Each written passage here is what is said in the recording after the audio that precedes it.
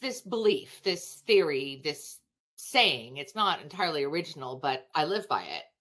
Okay, so I should know this, but what is it? Yeah, you should. That what doesn't kill you makes you funny.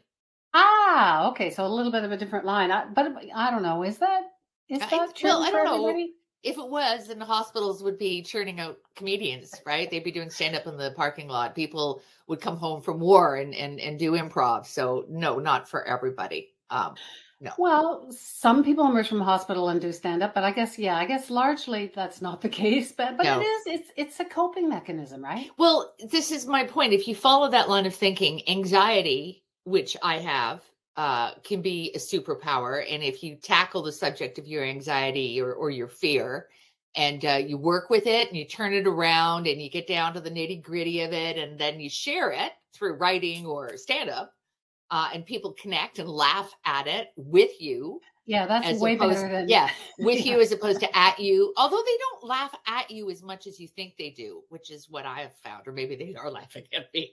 I just don't know. But then you've conquered it, or at least you're controlling your anxiety. Well, we've talked, a lot of people who've come on the podcast have sort of dealt with this issue, which is, I don't know, we've seen that a lot. We've had Jessica Holmes.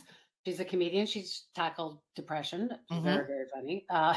Alison Dorr, she suffers from depression. And she was addicted to a bunch of stuff too. And Lauren Huff, I mean, she was raised in a cult and she thinks that's funny. Like everything is funny. Yeah, she finds the humor in being raised in a sex cult, but so maybe what doesn't kill you can make you funny. Well, yeah. When in our Substack, Wendy and I write for Substack under Women of Ill Repute, and my sign up here, sign up here, or sign up there. Go to Substack, and anyway, I digress. The stories that get the biggest response for me are the ones where I fall down, or the one where I got the fungus in my nail, and people love it. So how's the fungus going? Well, I don't have the fungus. This is I just have a damaged nail, and now I have to get a note from my doctor if I want a manicure. But anyway, it's really stupid. Well, this week's guest, she'd probably really like your fungus story. She really embodies honesty, fearlessness, and she's very, very funny. Her name is Samantha Irby. She is a hugely popular writer. If you're on YouTube, you might be able to see her sort of hanging in the bottom of the picture.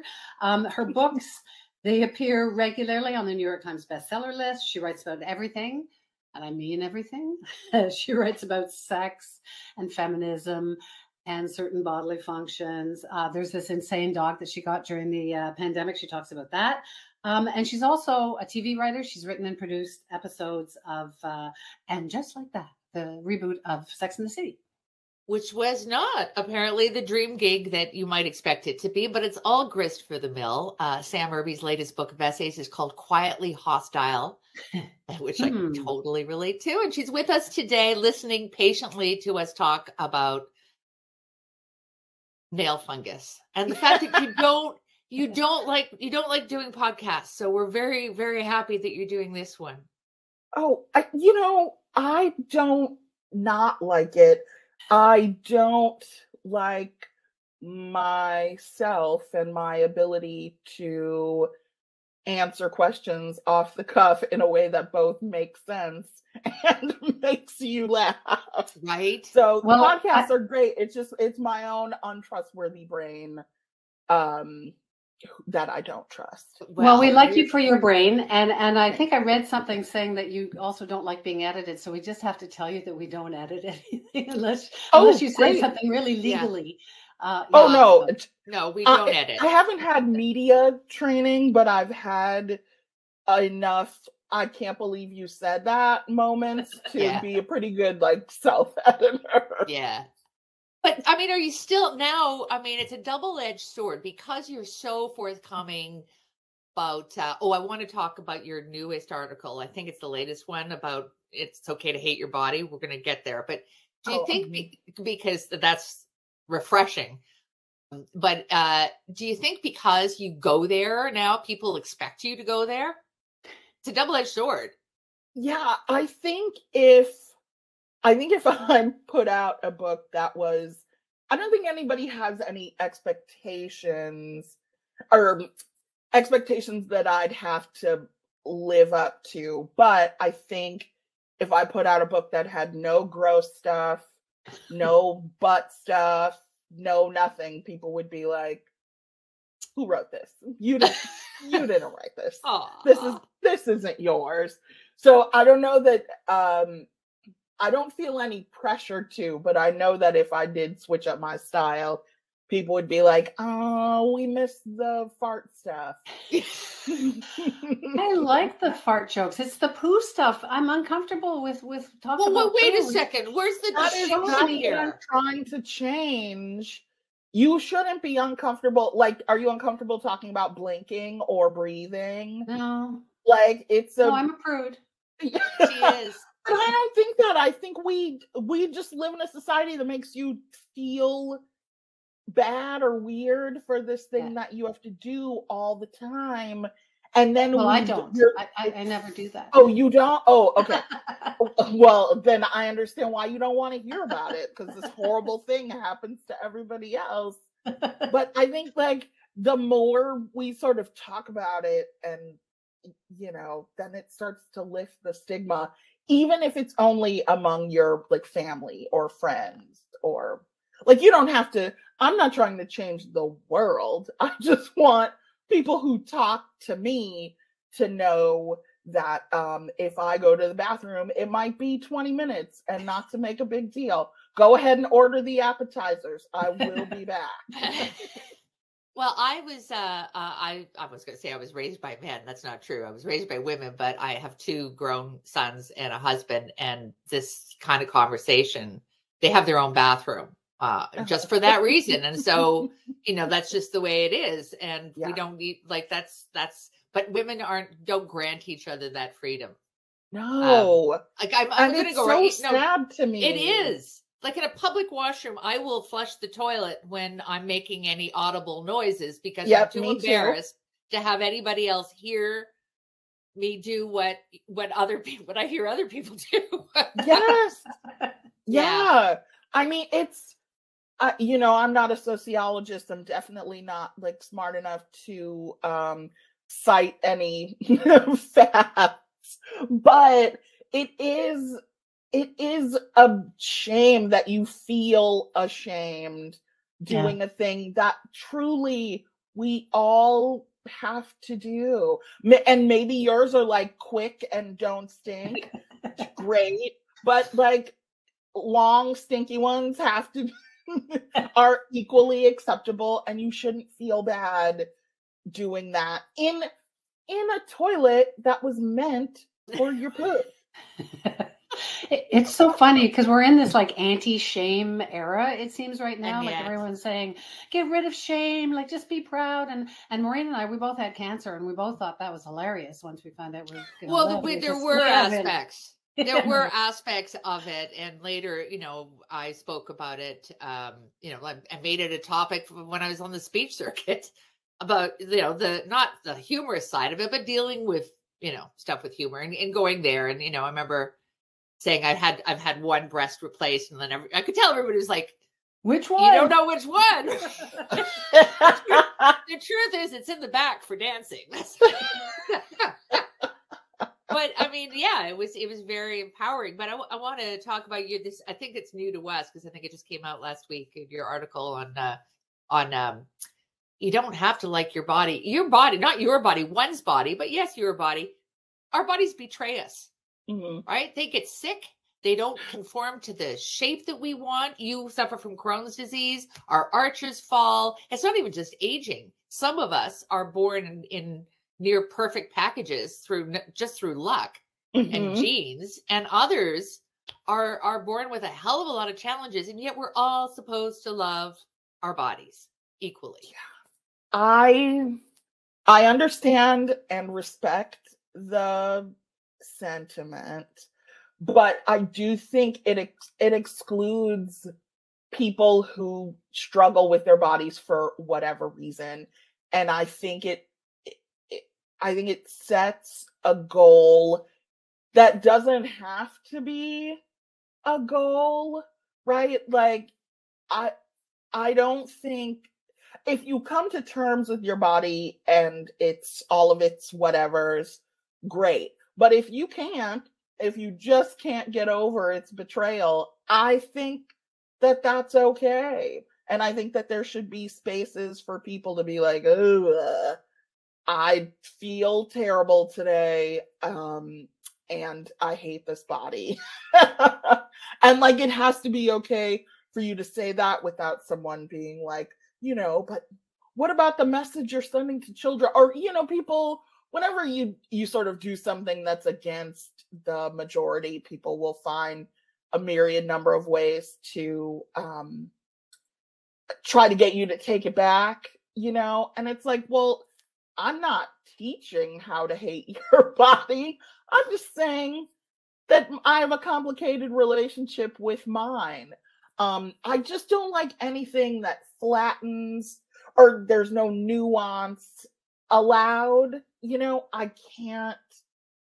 I don't like that. I feel like for there to be not to make a sex pun, but for there to be a top, there has to be a bottom, right? Like, if you love your body, there have to be people out there who hate theirs, and both experiences are valid.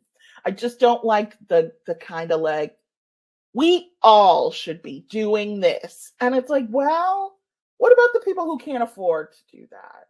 What about the people who can't change their circumstances? What about the people who don't have access? And I hate, I just hate any sort of like blanket statement, even if it's like a good thing, like ostensibly loving your body should be a good, nice thing. But it's okay if you don't. Thank God for your brain, because you've got an amazing brain. Your body might have let you down, but Yeah. I said if I could be like Krang from the Ninja Turtles, where I'm just a brain inside a big ass monster, that would be, it's essentially what I am now, but I'm forced to do human stuff and live a human life. I would be happy just being a brain in a jar. Unfortunately, unfortunately, being a person doesn't So what are your tips? In your book, you list a couple of tips. How do you survive with just a big brain? I think, I just think you have to get to whatever place in yourself where you can just keep going and understand when things aren't for you, or that you don't have to adhere to what people are saying. If you don't ever want to wear shorts, don't wear them. It's like I dress in a way like I'm wearing all black and I have on sleeves and pants that, like, you walk outside and people are like, what, it's 80 degrees, aren't you going to burn up in that? Like trying to change what makes me comfortable. And you just have to kind of block out because people will, if you do anything different, people will always remind you that what you're doing is different, and just like stand in what's good for you. I don't like to feel my arms like touching other things, so I put sleeves on them, and that's okay, even if it's 90 degrees. There's just a lot of like not being pressured to conform is the wrong word, but like marching to the beat of your own drummer and like drowning everyone else out. There's a certain amount of irony, I think, listening to you and reading you, that you were brought in to write and ultimately produce part of And Just Like That, which is essentially a story of four perfect women, seemingly, white, cisgendered women in New York. They have their problems, but ultimately they were blessed in so many ways. So tell us about that. Why do you think you were brought in? How was the experience? There are all sorts of stories associated with this, but tell us a bit about that.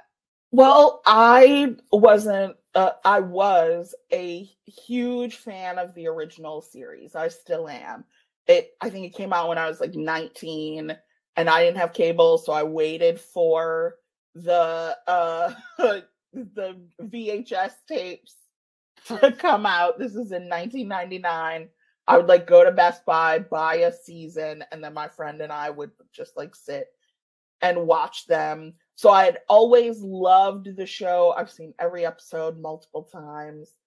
I got the job because Michael Patrick King, who is the showrunner, creator, writer, executive producer, read my last book, Wow, No Thank You, and reached out to my agent and was like, I have to have her work on this show. That's insane and amazing. So my agent reaches out and is like, hey, Michael Patrick King wants to work with you. And I was like, shut up. You know what I mean? I was like, this is bullshit. Get out of here. And he was like, no, for real. And he forwarded me the email and was like, it's real. So we set up a Zoom and I talked to Michael. We hit it off. I mean, really within seconds. Like, I was wearing this hideous shirt and Michael was like, what is that shirt? And I was like, I know it's terrible. I'm not meant to work on a show about fashion. But I got hired anyway. And the experience, I mean, I thought that I was like, there's no way they're going to let me like really get my claws into this show, right? I thought I would punch up a few jokes, like bring some life and color to the writer's room. But we started and they were like, oh no, this is fully yours too. All your ideas, get them out there. So the writer's room is so funny. Like, it's great working on comedies because you just do bits all day long to try to make the other people in the room laugh. And in between the bits, it's like, should Charlotte do this? And it was like a really, really great experience both times. I worked on season 1 and season 2 that comes out in a couple of days. It was like an incredible experience. If it's the only job I have going forward, fine, because it's been like amazing. But so you were sorry, Wendy. Yeah, no, go ahead, Marie. You were shocked that some of the response. Oh, that part? Yeah, that part where people believe they're real people. Yes, that part I was not prepared for. I get it, but I did not going in, it wasn't a thing that I had thought about. People, and like, you never know what somebody really thinks on the internet, right? You don't even know if you're talking to a person. But people, I got some like, I mean, they were funny to me, like hilarious, like death threats. Somebody called me a murderer because Mr. Big died in the first episode. And I was just like, were you responsible for you? That was a collective because you hate idea. him. Oh, so you probably offed him, didn't you? Yeah, your idea. I set the Peloton to extra fast, and it gave him a heart attack. But no, I wanted to say, and I think it's like, because, I have a pretty big platform and people can find me, right? And they can't find like, whatever other person in the room. I don't get to make decisions like which character dies, but because they like can't reach Michael, it's like, well, let's tell Sam to kill herself because of it. They're like, I don't know him, but this bitch is right here. Die, Sam. We love Mr. Big. If I could, I wish that I could just like write out the hierarchy of like, if I have an idea, all of the filters it must go through before it gets to the screen. And it's like, I'm not in charge. they don't pay me to make those decisions. They pay me to write dumb jokes that they'll either include or cut, and that's it. So I was not. It makes sense though that people like there are some people who I don't really know how to talk about parasocial relationships because I don't really know what they are. I just hear people saying that. But clearly people had parasocial relationships with these characters, and I underestimated or didn't estimate at all what they would feel about the show. It is, I will say, it is confusing. I mean, maybe they just want the show to not exist, which is, whatever. But like the people who actually watched it and got mad, I just am like, what did you want it to be? Like the posthumous criticism is like, oh, there were no people of color. This is New York, blah, blah, blah. They brought it back. And it's like, well, we'll put people of color in it this time. Oh, but they didn't do it the right way. Yeah. Or they didn't do, and that it's like, okay. And then if you ask anyone, what would you have done? There's nothing, right? They're just like, because no one ever like knows how they'd fix it. They just know how to complain about it. So this time around, I do not have Twitter anymore. I deleted it when the first season came out. And I've changed my Instagram settings so you can't message me. So if people are mad, hopefully they can I get in won't touch hear with about us. it. They Yes. can get in touch with Yes. us. Yeah, no problem. Yeah, you have my email. You know how to. We'll deflect. We'll be the guardians at the gate. Yeah, but I mean, the hilarious thing about it is this is the first time, because I've only worked on small shows with like small niche shows with dedicated viewers. So not people who are like tweeting "die bitch" after an episode. But like this was the first like big thing that lots of people care about that I've worked on. And I'll keep working on this, but if they reboot Game of Thrones or something and they want to make it funny and they come to get me, I absolutely will not.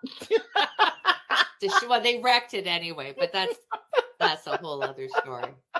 I was really struck by, the whole Sex and the City thing is fascinating, and you did hate Mr. Big, so we are going to hold you responsible for that and send your email to everybody now. Okay, but let me say this. What would he and Carrie have done the season to be interesting? No. Yeah. No, that was already done. That was done, and I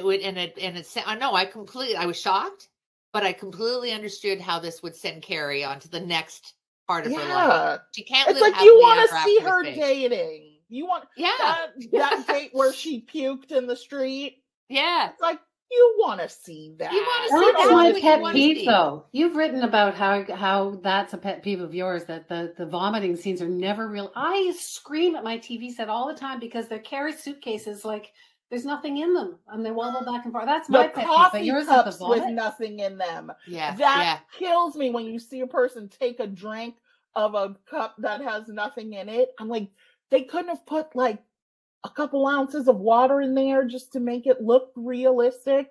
No, the most proud I am of season 1 was that scene where Carrie pukes in the street. It was like, you can hear the like, know, that we all do. I was like, give Sarah Jessica an Emmy. That is incredible. But Sex and the City, you loved Carrie, Sarah Jessica Parker, or whatever. My daughter, who is a lot younger, surprise, surprise, than both of us, all of us. Well, I would hope so. And even you, it's such a surprise. I had her when I was 11. I bought her when she was fully grown. No, I didn't. But she thinks that Carrie's fake and her whole sexual relationship is fake, and she really liked the Canadian girl and whatever. But I really loved so we've had lots of debates about Sex and the City, and it was formative for people who were a little bit older and growing up when it was still fresh, as opposed to being wise and young like she is, of course. But your second or your almost last chapter is about, like, you've got stepkids and you don't tell them what to do and you don't tell them what's funny and you don't like. So to me, that's like I try and say, oh, my daughter, says that this is cool, so therefore I'm cool. But you're just saying, like, give up. Don't even try.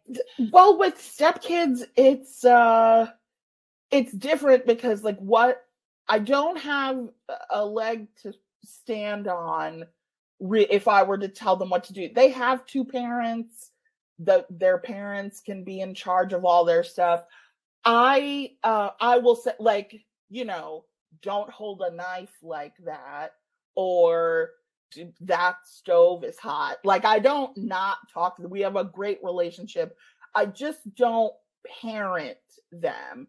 I never had any desire to be a parent, to like guide anyone's life choices. Like, that's what I think of when I think of parenting. Not like, because people will ask me about this, sort of, I have been asked in a way that's sort of like, you're being mean to the children. And it's like, first of all, these children live in a nice house that I pay for and their lives are great. But like, I don't look at things like we have a full refrigerator, or the house is nice, or the cleaning service was just here as part of parenting. Those are things I would like do for myself. I have to have a place to live, so I guess you guys can live here too. But the active parenting, the like, what are you studying? Did you do your homework? I don't want to participate in that ever. They don't want it from me. We talk about. Do kids want it? Like, should parents, like, you offer advice to adults, basically. Don't talk about weed. Don't talk about what's cool. Don't ever send them an email. Well, like, that's to protect you. I would just want to protect myself in this situation and other adults from being humiliated, trying to get validation from teens. But like, the actual parenting, like, of course you should talk to them and ask them what's up. But I think being a try-hard step parent is only going to get your feelings hurt. That is what I have learned in my like 8-9 years I think I've been with Kirsten for 10 years. Wow. 10 years of knowing these kids is, I am not going to get cool points from them, so I don't try. And it has made my life better because I don't feel rejected all the time. Kids are so just like casually brutal. Like, if you're watching something on TV, they will just get up and leave, and you're like, well, what about the end? And they're like, oh, I don't care about this. It's like quietly devastating. Yeah.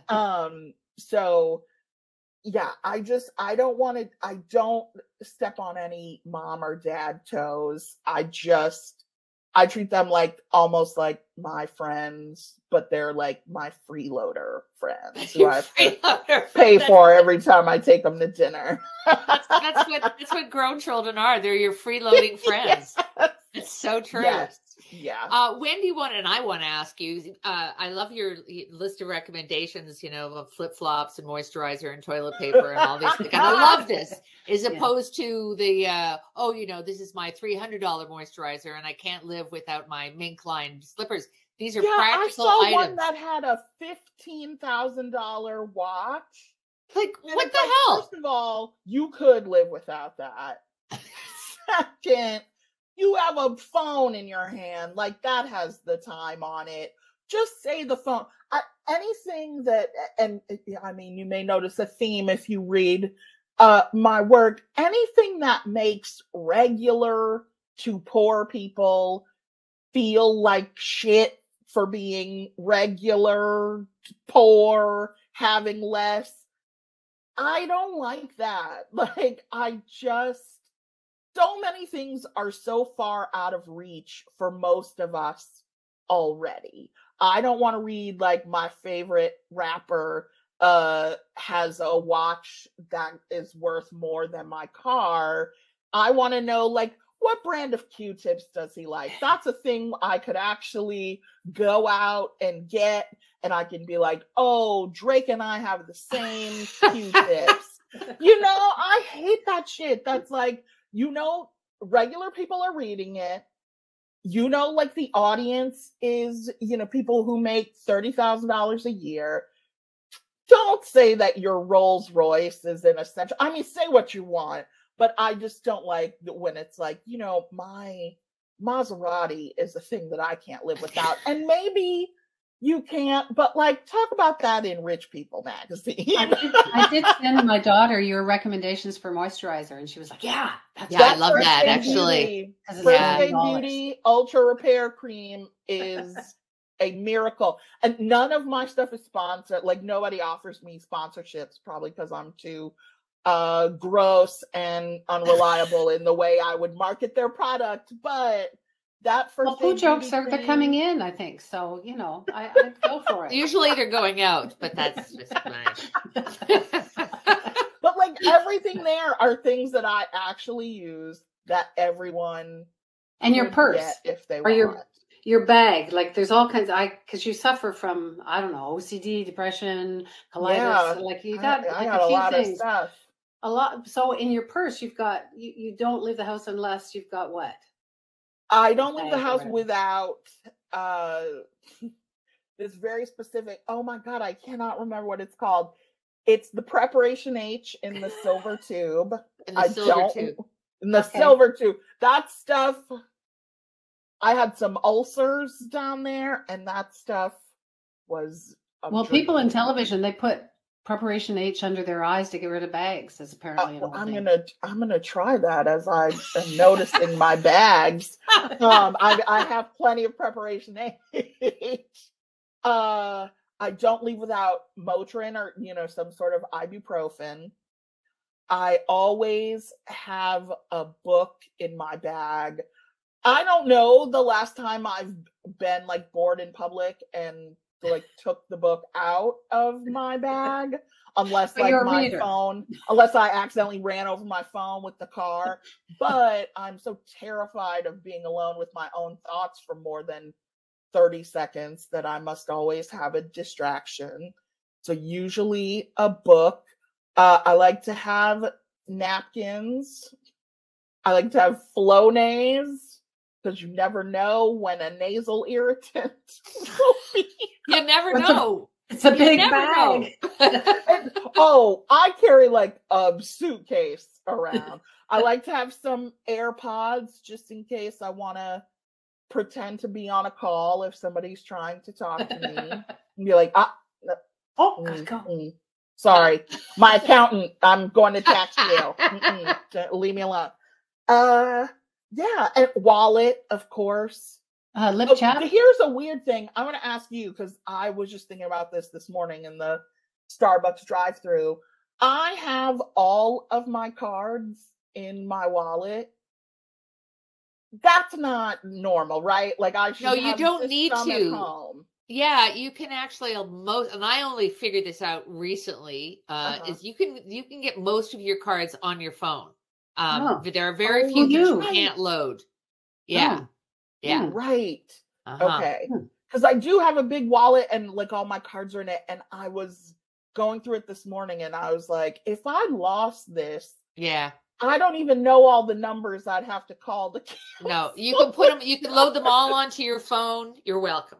Don't lose your phone. Or then make sure you bring a chart, that's something I've started doing now is you bring the extra battery. Oh, because your phone loses its charge. I have one of those. I know you do. I know you do. Sam, I don't want to let you go, and Wendy doesn't want to let you go. We got to ask you about your dog. How's your dog? Well, he sucks. I just dropped him off at his very expensive but worth it daycare. He goes Monday, Wednesday, and Friday, so he can run, and then come home tired. Here's the thing. He's healthy. That's the one good thing about him. He's healthy. Everything else, he's so naughty. He's so naughty. The other day, I walked in the bedroom and he was trying to ride one of the cats.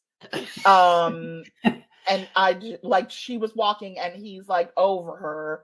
And I was like, what a nightmare animal to have in my home. And he's a Chihuahua mix, so he's going to live for like 30 years and ruin the rest of my life. Nobody will. He's got little dog energy and he's healthy. This is bad combination. But is he funny? He's obsessed with Kirsten. I could die in front of him and he'd be like, R.I.P. But Kirsten, like, she leaves to go get something out of the car and he panics. I just hate that he doesn't love me. Therefore, he is my mortal enemy for life. And luckily for me, he's a dog. So I get to mostly be in charge of him. Yeah, mostly. Except for when he's begging me for food or needs to be driven somewhere and I have to take him. But he has added an energy to the house that we didn't have before. And I'm going to pretend to like that new energy because I can't do anything about it. That kind of sums up a lot of things. Yes. Samantha Irby writes. Yes. Yeah, that is my whole thing. I'm just going to deal with it because I have no other choice. Well, we think you're funny. You, but we do. Yeah. We love Thank you. Thank you. Yeah, I love you. This was great. Sam, you're going to be in Toronto, I think June 26th. You're Me? part of Hot Docs. Not anymore. Okay. I'm coming in the fall. Oh, okay. My wife just had a big surgery and has to be like driven around. She has like a 8-inch incision in her belly. So, but you guys probably use the metric system. I don't know what that is. We know what 8 inches are. About 15 centimeters. We know what 8 inches are, or what it's supposed to be, or what they claim it to be. If you listen, I don't know. If you said XYZ centimeters, I'd be like, I don't know. A big one. You'll have to give in eventually. Americans, you're the only ones left. I know. I wish we would just switch so I could get used to it. It only At takes this about 2 age, years. I'm like, learning new things. I don't know. We better hurry up and change it. But hopefully we will see you in the fall. So we'll keep we'll just keep us updated, or your publisher will, and we'll make this coincide. But in the meantime, what a pleasure it is to meet you. Yeah, we love you. Yeah, it's a great book. So much fun. And the book is called Quietly Hostile, and it's the latest from Samantha Irby, and you can get it wherever you get your books. Yes. Thank you. Thank you, Sam. Yeah, so nice to talk to you. Good luck with everything. Yeah, we're not going to edit you. Well, we might cut out the bit about the hot dogs, but other than that, we won't cut anything. You're great. So have fun. Oh, thank you. Okay. You guys are so amazing. This was so fun. Yeah, I've got like Wendy 5 more and questions. My new best Canadian friend. Oh, well, great. I'm so glad. I'm 5'6". So there's some things we still measure in the old system for some reason. I can't figure out what my actual height is, but there's centimeters somewhere. Now I can picture it though, because I know what 5'6" is. Well, but if you told it to me in centimeters, I'd be like, more. Yeah, it's more. Very short, tall. Thank you, Sam. Are you okay with us calling you Sam? I know it's kind of, we never even got into your dad and your mom and all that fun stuff. Like, what the lawyer calls me. Everyone else can call me Sam, please. I think we call you both, so that's good. I love it. So thank you, Sam. Thank you guys. I hope we're gonna trash you now. Great day. Yeah, we're not. We're just going to do a wrap up, but thank you so much. Yeah. Listen, be sure to tell everybody that you could smell me through the screen. Oh, right. I don't know. I mean, when you're trashing, be like, okay. I didn't know you could make a recording smell like shit, but Apparently you can. She just has it coming out of everywhere. Okay, I am leaving. I love you very much. Have a good day. Yeah, Bye. you too. Bye, Jen. You're 5'6". We're still recording? Yes, we are. Are you 5'6"? I used to be 5'6". I Yeah, used to be 5 3/4, but I'm Yeah. actually, well, I don't know. I'm Maybe I'm starting to 5'6", shrink. and I think I'm 5'6". I used to be 5'7", and I think I'm a little taller than you. And that's my takeaway from today's show. I'm still 5'6". 5'6". Are you really? Okay, we're gonna have to No, do a not back to back next time we see each other in person. I'm not really, but- We have a new best friend, and it's Samantha Irby, and I love her. She's hilarious and open and funny and just everything you think that she's going to be and more. And we could have talked to her for twice the time. I know. I've got a list of questions here. I wanted to talk to her, but like her parents both died when she was 18. I know. And there's so What much doesn't to talk kill about. you? What doesn't kill you Makes makes you you funny. funny. The lesson. Yeah. Right. So anyway, there's so many things like the parents dying and the advice for stuff. She wrote for Shrill too, which she wrote about being fat. Like, and to me, that's like it's the last frontier of discrimination. I know. But she makes jokes about it, which is great. So apparently, I'm a prude. But yeah, you're a prude. Yeah, but you just wrote about on Substack about not wanting to talk about money. So we're all prudes about different things. Well, money was, but that's more of a if that's my latest piece that's up. Although by the time you're hearing this, there hopefully will be more. But there's that. It's one of those things that makes everybody's bum tighten up talking about money because it's loaded, right? Well, I don't think people should talk especially about if you're not. But Samantha talks about poo all the She time. does. She writes it into her TV shows, and she's absolutely. I mean, she's hilariously funny. Her writing is fantastic, and she does go where very few people will go. But a really lovely and sweet and kind person, while being hilariously funny. Good combo. Yeah, super nice.